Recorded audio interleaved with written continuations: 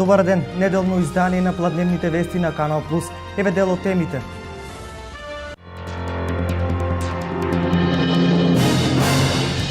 ВМРО ДПМН денеска ќе одржи народен собир во Штип на кој ќе се обрати премиерот и председателот на партијата Никола Груевски. Собирот ќе се одржи во спортската сала Јордан Мјалков со почеток во 13 часот.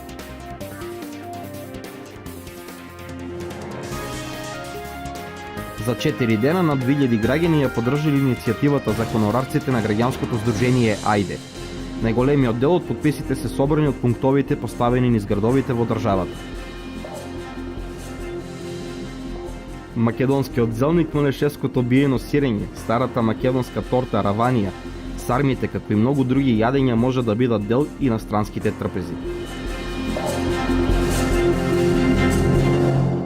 Голем народен собир на ВМРО ДПМН денес ќе се одржи во Штип, на кој ќе се обрати премиерот и председателот на партијата Никола Груевски.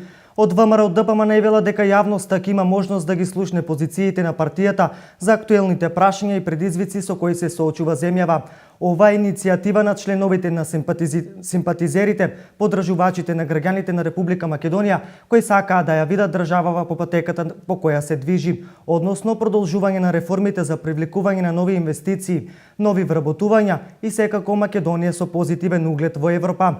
Собирот ќе се одржи во спортската сала Јордан Мјалков со почеток во 13 часот.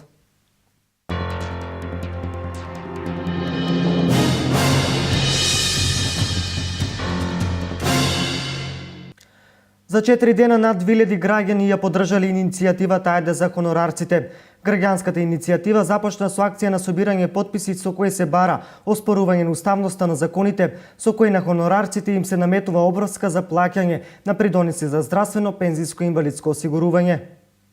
Иницијативата на Ајде, платформата за граѓанска политика за оспорување на уставноста на законите, според кои хонорарците се обврзуваат да плаќаат придонеси, за само 4 дена ја поддржаа над 2000 граѓани. Најголемиот дел од потписите, 900, се собрани на пунктовите поставени низ градовите во државата.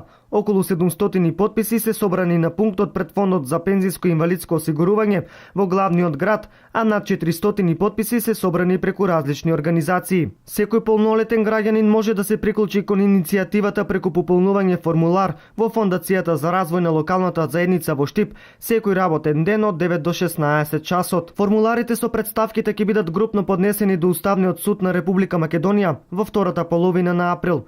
Уставниот суд треба да донесе времена мерка за стопирање на примената на законите, одржување јавна расправа во судот и конечно поништување на спорните закони.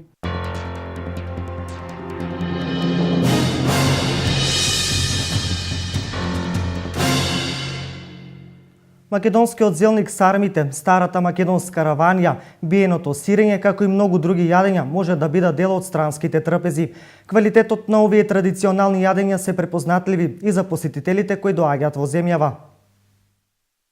Македонските традиционални јадења ќе имаат можност да се промовираат и дистрибуираат на национално и европско ниво. Македонскиот зелник, Малешевското биено сирење, старата македонска торта раванија, сармите, како и многу други јадења, можат да бидат дел и на странските трпези. На конференцијата Заштита на квалитетот на традиционалните производи, што ја организираше Сдруженијето Slow Food Македонија, беше истакнато дека Македонија има голем потенцијал за развој на руралните средини токму преку зачувувањето на типичните традиционални производи. Со сертификацијата на нивните производи, земјоделските производители ќе имаат можност да бидат промовирани и на европско ниво, а со тоа да добијат подобар маркетинг и подобра продажна цена.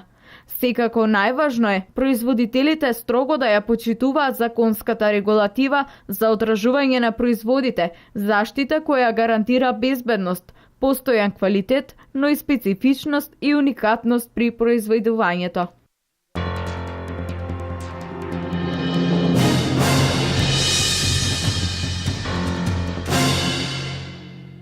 Корисници на општествени станови и лица кои се со ниски примења и живеат во истите до 31 март треба да поднесат барање за купување на становите.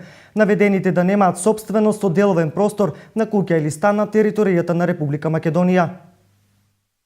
Корисниците на општествените станови и корисниците на становите за лица со ниски приходи на кои им беа доделени 2001 година до 31 март треба да поднесат барање за купување на становите. Со измените на Законот за домување на корисниците на општествени станови кои немат поднесено до сега барање за купување до Министерството за транспорт и врски, односно можда би биле одбиени поради тоа што во претходниот период законот бараше дека може да поднесе барање за купување само оној кој ги има и двата оригинални документа, и актот на додела и договорот за користење. Сега со измената, еден од овие документи во оригинал е доволен да лицето поднесе барање за купување на станот.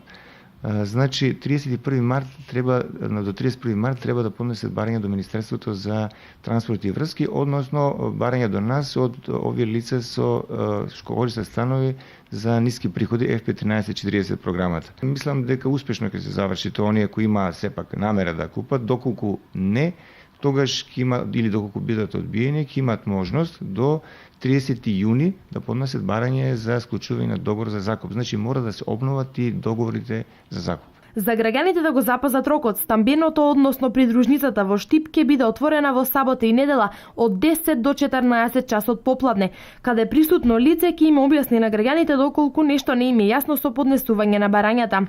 Најважно за сите граѓани кои поседуваат некој од наведените станови е да немаат собственост од деловен простор, куќа или стан на територијата на Република Македонија.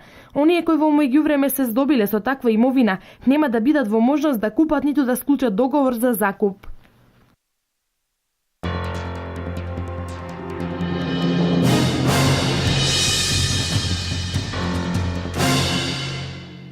Во 18 часот и 30 минути вчера се почувствува земјотрес со јачина од 3,4 степени со епицентар во Валандовското подрачје на 120 км југоисточно од Скопје. Земјотрес со јачина од 3,4 степени според Рихтеровата скала е регистриран вчера во 18 часот и 30 минути во Валандовското епицентрално подрачје, 120 км југоисточно од Скопје. Земјотресот е почувствуван во Богданци со интензитет од 5 степени, а во Валандово и Струмица со интензитет од 4 до 5 степени, според Европската макросеизмичка скала. Другиот земјотрес се случил околу 20 часот од истото епицентрално подрачје, но со послаб интензитет. Последен пат земјотрес во Македонија од 3,1 степен, според Рихтеровата скала, беше со епицентар во Скопско подрачје.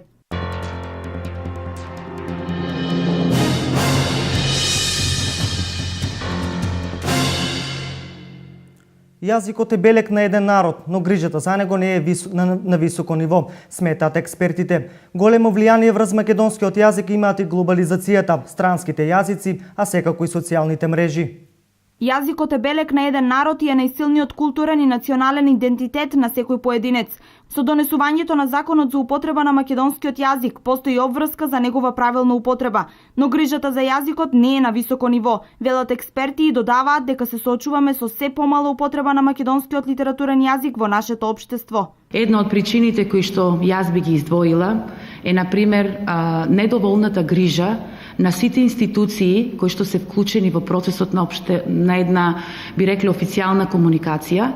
Тука ги подразбирам сите оние институции, како што се не само образованието, како што е судот, како што се општествените функции и така натаму, кои што и водат малку грижа околу јазикот. Понатаму тука би ги броила медиумите, кои што се можеби најповикани после образованието за да го сочуваат и да го негуваат убавиот македонски литературен јазик. Втората причина која што оди на штета на јазикот се секако социјалните мрежи. Не нивното постоење како начин на една социјална комуникација, напротив. Значи, јас стојам на ставот дека секоја социјална мрежа е еден добар начин за комуникација, меѓутоа, она што е негативно во таа претерана употреба на младите од социјалните мрежи е напуштањето на стандардната норма на изразување, па дури и на пишување.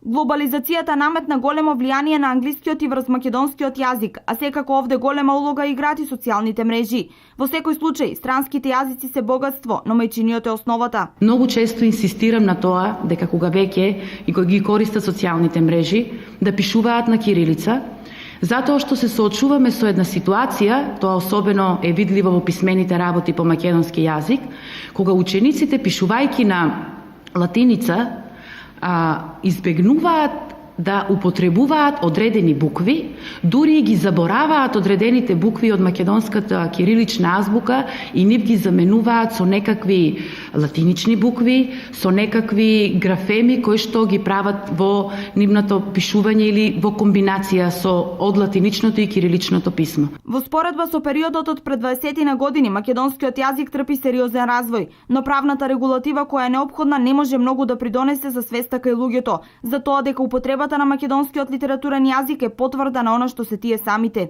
Факт е дека младите се помалку зборуваат на стандарден јазик, факт е дека младите се помалку и помалку читаат. Со тој проблем се соочуваме посебно ние, професорите по македонски јазик и литература, и ние постојано го констатираме тој поразителен факт дека младите малку ни читаат. Меѓутоа, јас мислам дека проблемот тука е многу подлабок и многу општествената заедница треба да посвети многу повеќе внимание токму на овој проблем. Денес македонскиот јазик е признат во светот и представува лична карта на Македонија преку која се спознава значењето на националната свест и култура. Затоа и понатаму нека представува мотив за творење, цврста основа за градење на нови мостови на соработка и важен белег на македонската нација.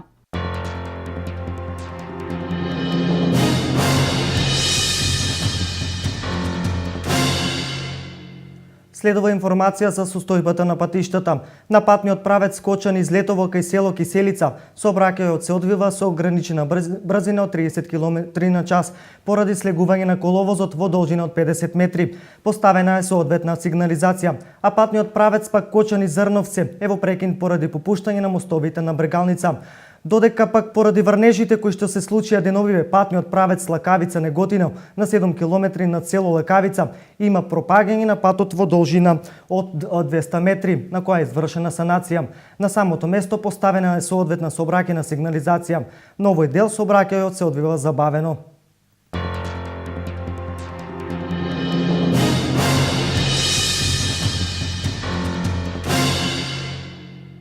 Ова е се во ова информативно издание на Канал Плюс. За крај видите какво време ќе имаме денес и во наредните денови, а за сите настани и актуелности на истокот гледате во дневникот во 16:30.